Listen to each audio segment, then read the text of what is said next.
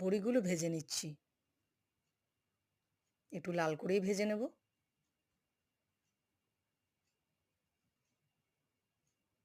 তারপরে এখানে পালং শাকগুলো কেটে নিচ্ছি, ছোট ছোট টুকরো করে নেব।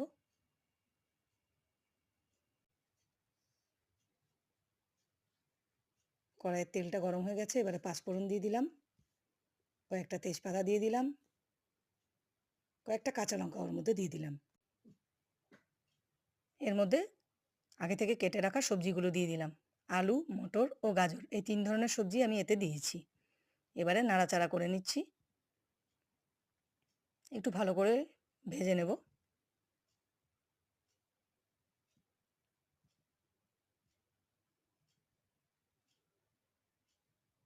ভাজা প্রায় হয়েই গেছে, এবার পালং শাকটা দিয়ে দিলাম ওর মধ্যে, নুন দিয়ে দিলাম,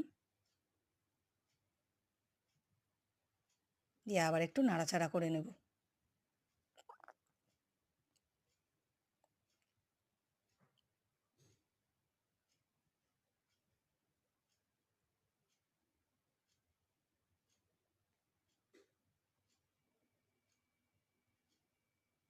ভাজা ভাজা হয়ে এসেছে, এবারে হলুদ দিয়ে দিচ্ছি, জিরের গুঁড়োও দিয়ে দেব, একটু ধনে গুঁড়ো দিয়ে দেব।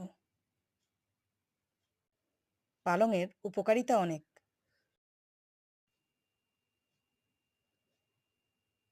এবার ঢাকা দিয়ে দিলাম, এবার ঢাকাটা তুলে বড়িগুলো ওর মধ্যে দিয়ে দেব, আবার ঢাকা দিয়ে দিচ্ছি। ব্যাস, আমাদের পালংয়ের তরকারি রেডি। আপনারা বাড়িতে বানিয়ে খেয়ে বলবেন কেমন হয়েছে।